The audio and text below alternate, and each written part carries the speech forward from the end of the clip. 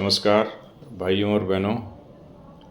मैं उत्तराखंड समानता पार्टी की ओर से डॉक्टर वीके बहुगुणा आपसे आज फिर चौथे वीडियो को लेकर के उपस्थित हुआ हूँ। सर्वप्रथम तो मैं आपको पहले नवरात्रि की बहुत बहुत बधाई और शुभकामनाएं देता हूँ। और जैसा कि मैं पहले भी आपके पहले की वीडियो में बता चुका हूँ कि उत्तराखंड समानता पार्टी क्यों इस प्रदेश में लोकसभा के 2024 में हमने 2 कैंडिडेट खड़े किए हैं, श्री विनोद कुमार शर्मा पौड़ी गढ़वाल से और श्री बलवीर सिंह भंडारी हरिद्वार से। आज मैं स्पेशल रिक्वेस्ट करता हूँ अपने सैनिक भाइयों से जो कि रिटायर होकर के आए हैं, उनसे मैं ये निवेदन करता हूँ कि आप हमारी पार्टी को लार्ज नंबर में बड़ी संख्या में ज्वाइन कीजिए, क्योंकि समानता ही हमारा उद्देश्य है। और आप लोगों ने जिस श्रद्धा भाव से देश की सेवा की है उस तरह से आपका सम्मान यहाँ अभी हुआ नहीं है। तो हमारी पार्टी आपसे अनुरोध करती है कि आप इस पार्टी को सपोर्ट कीजिए। और हमने अपने घोषणा पत्र में ये कहा है कि जो हमारे सैनिक जो रिटायर होकर आते हैं 32-36 साल में, उनको सरकारी नौकरी में उनका रिजर्वेशन डायरेक्ट हो जाना चाहिए। 25% तो पुलिस में, 20% जो है वन विभाग में और अन्य विभागों में इसी प्रकार से होना चाहिए, ताकि वो 60 साल की उम्र तक कार्य कर सकें।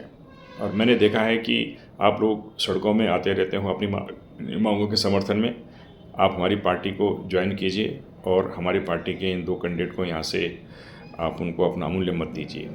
दूसरा, मैं सरकारी कर्मचारी जो रिटायर हो गए हैं उनसे ये कहना चाहूँगा कि आप लोगों को तो पेंशन मिल रही है, लेकिन जो 2004 के बाद जो आए हैं, अप्रैल 2004 के बाद, उनकी स्थिति बड़ी दयनीय है कि बुढ़ापे में जब वो 60 साल के बाद जब घर बैठेंगे तो उनको कोई एक आय का साधन नहीं है, रेगुलर एक सम्मानित जीवन जीने का अधिकार नहीं है उनका, जबकि पेंशन जो है एक अधिकार है।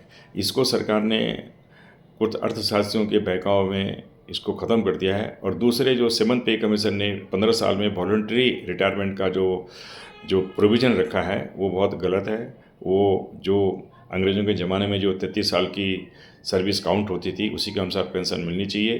तो हम ओल्ड पेंशन स्कीम के लिए आंदोलन करेंगे, देश के विभिन्न भागों के लोगों से हम मिलेंगे, भारत सरकार इसको हम समझाने की कोशिश करेंगे कि या तो आप न्यू पेंशन स्कीम में 50% या एटलीस्ट 45% की गारंटी दीजिए और एक ऐसा फंड बनाइए जो हर साल उस फंड में गवर्नमेंट पैसा डाले, और ताकि जो है हमारे जो भाई बहन जो रिटायर होंगे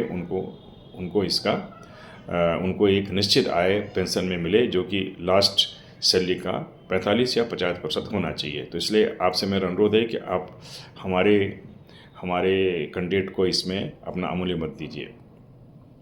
तीसरा, मैं जो पहले भी कह चुका हूँ, जो संविदा में हमारे बच्चे लगे हुए हैं भाई बहन, वो उनके साथ बहुत बड़ा अन्याय हो रहा है, जो कि आर्टिकल 14 का वायलेशन है। समान पद के लिए समान वेतन, लेकिन ऐसा नहीं हो रहा है। हमारे लोगों को एक ठेकेदारी प्रथा में उनको ऐसा फंसा के रख दिया है कि 20-20 साल हो गए हैं और वो ठेकेदार के साथ हैं। अब उनकी तो सरकारी नौकरी नहीं लग रही है, जबकि सरकार के पास काम करने के साधन हैं, उनसे काम करा रहे हैं और वो ठेकेदार के नौकर हैं। ये प्रथा बिल्कुल बहुत गलत ढंग से शुरू हुई थी, इसको जो है बंद करना चाहिए।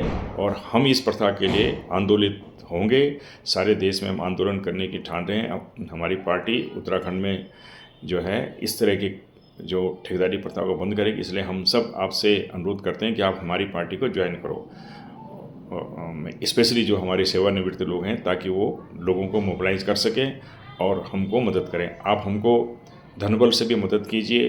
आपको हम एक क्राउड फंडिंग की भी बात करते हैं।